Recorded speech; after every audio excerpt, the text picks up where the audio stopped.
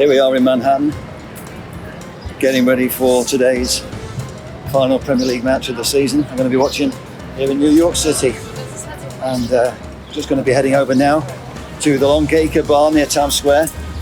On Wednesday, we're going to be having an evening with Jaap Stam at the Smithfield Hall bar on 25th Street.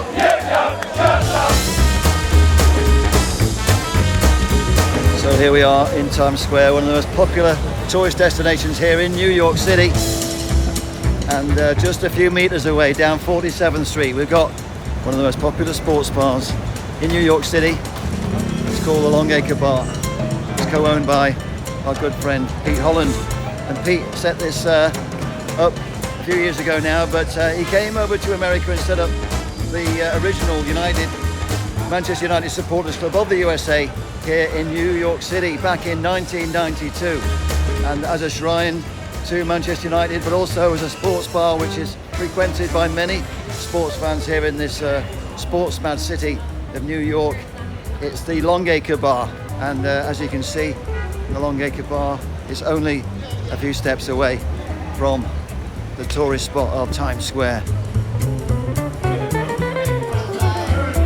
And today it's the final Sunday of the Premier League season, and Manchester United playing away at Brighton, hoping to finish off the Premier League season with a second straight win before next weekend's FA Cup final against Manchester City. City, of course, trying to win the Premier League for the fourth straight season. Well, as we now know, United and City both won that day. And a week later, it was glory, glory Man United in the FA Cup final, as Eric's boys outplayed Pep's men to win silverware. I was lucky enough to watch that historic victory with our hero Jaap Stam in Toronto. You can enjoy the highlights from that epic weekend in a special video on this channel.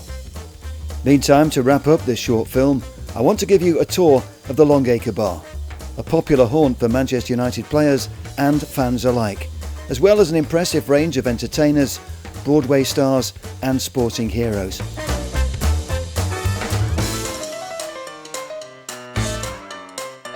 Below is the Sir Alex Ferguson table, named in honour of one of the bar's most famous guests.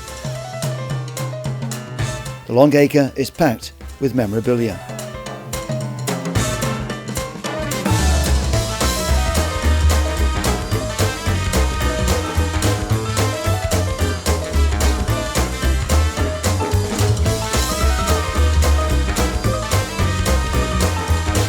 Hope you've enjoyed this quick look round the Long Acre Bar. I'll leave you with co-owner Pete Holland and the story behind this special collection of footballs. The bottom right is a football signed by Sir Alex about 3 or 4 years ago. Sir Alex regularly comes into Long Acre. Right above that is a gentleman named Mika Zibanejad. He's the New York Rangers superstar. He's a massive Man United fan. The one above that is signed by Phil Neville when he was with Inter Miami. Of course, everybody should know this guy, Rod Stewart. He comes in regularly. The gentleman above that, he's a guy called Danny Clinch. He's a rock and roll photographer. He photographs everybody from Bruce Springsteen, Pearl Jam, Foo Fighters, and everybody else. On the top there, Brian Robson's been in a few times.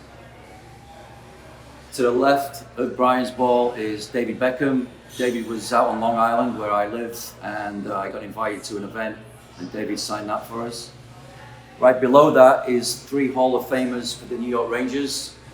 They're all massive football fans, they've been in. Underneath it, Giggsy signed that for me at Hotel Football in Manchester. To the left of that, Wrexham FC. We did a party for their media people.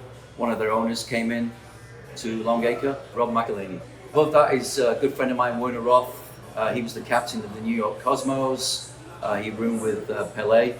Above that is the rock band The Idols. They're massive football fans. They're from Bristol in the UK.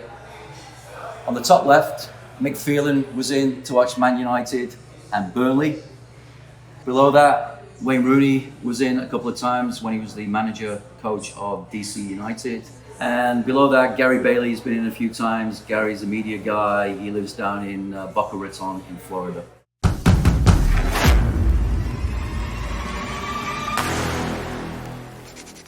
You always looked like when you were playing for United that you loved to tackle people and loved to kick them. And if you haven't seen it, you played a legend game against Bayern Munich at Old Trafford.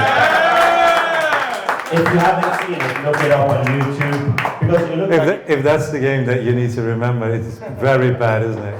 I'm just getting started. Do you like kicking people? No. It depends on what country they're from. It's sometimes you like to kick them, but no.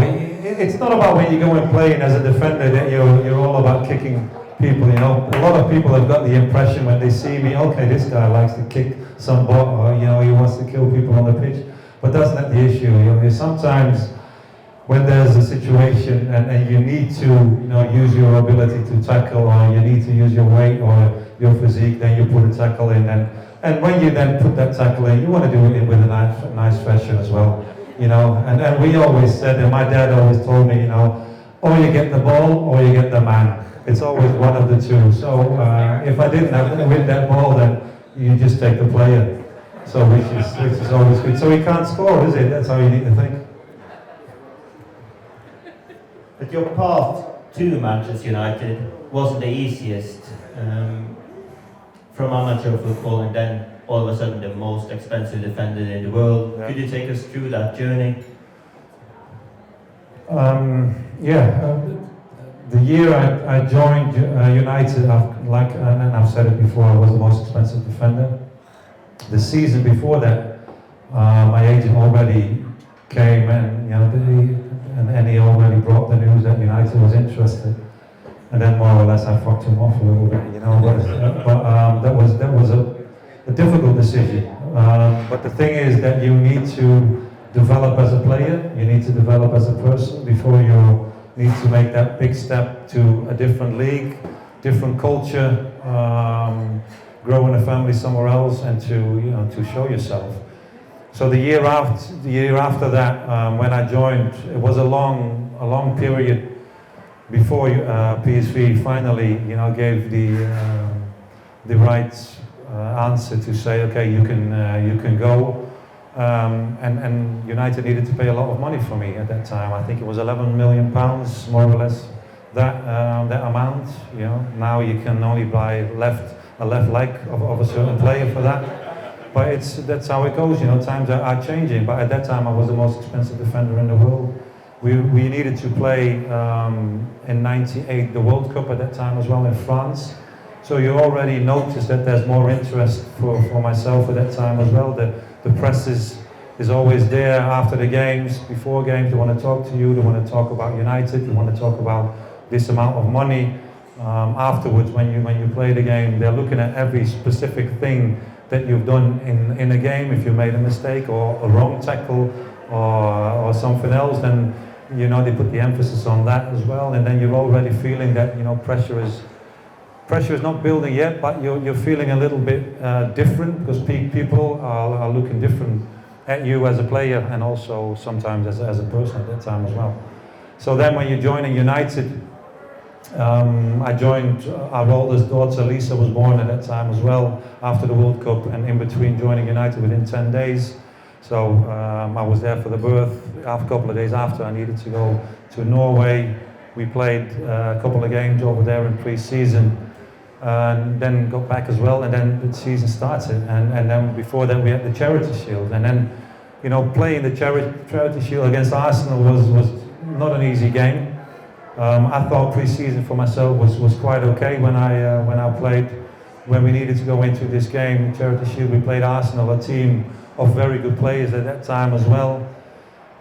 Before that they still won a little bit. Now they don't win a lot anymore. They won fuck all, to be honest. But that's how it goes. But they still are doing very well at the moment. We need to be honest in that as well. But still find it very difficult to win trophies.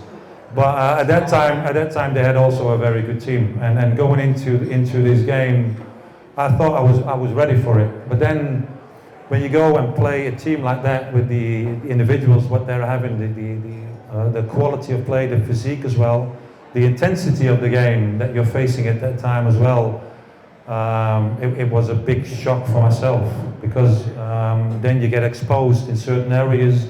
You're playing against players who are a lot better than I played against in Holland. You get done a couple of times, which never happened to me in Holland or with the national team. And then you need to make a change for yourself. You know, after a game, you're thinking, okay, yeah, I've done quite okay. And then everybody is writing you off, or everybody is slagging you off and already telling you're a waste of money, which is not easy at that time as well. So as a player, then you need to think differently. You need to act differently as well. You speak to people within the club. You know, Sir Alex was there, of course, the manager. He spoke to me about handling the situation and what to do or what not to do. Luckily for me, there was no social media at that time. Of course, there were the tabloids.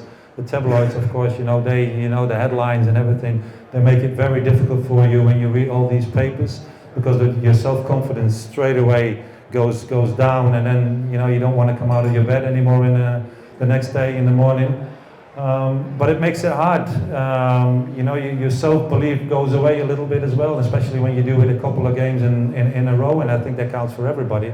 Because there's a lot of people saying, when they get criticism, they say, okay, it doesn't hurt me, I can handle it, it's no problem. But I'm sure that everybody, who gets criticism from people in your line of work and what you do, and it affects you in your head, and you're thinking about it. The only thing is, can you put it aside, and still trying to improve and to do better, that you come out of it, on top, and that's what I try to do. But the pressure of that money was there, and in the beginning of the season, I was for a couple of months, I was in Montreal, the hotel just outside of Manchester. I've been on my own at that time as well a couple of times, and then sometimes I was thinking by myself, what the fuck did I do? Why did I go to United? Well, I had a comfortable life in Holland, everything. I was the best player in Holland, and everything was nice. I had decent wages. The family, my friends were all there. Why did I go over here? Different culture, no friends, different language, different league, different opponents. Everything's stronger, everything's better. Why all the hassle? But the thing inside of me, myself, my personality is to keep on going, to improve yourself, to make that next step, to test yourself as well, with others, and showing others what you're capable of, to eventually, come out on top. And it's only been, and that was a shame for myself. It's only been 3 years that I've been with United. I would have loved to stay for 10 years, but things go as they go. Decisions are being made. But at the end of the day, you get out on top, and you prove people wrong. You get the confidence of all of you guys, of all the fans, which is very important for a player, and that helped me a lot. And also, the manager, and of course my teammates. And at the end of the day, it all worked out quite well, I think.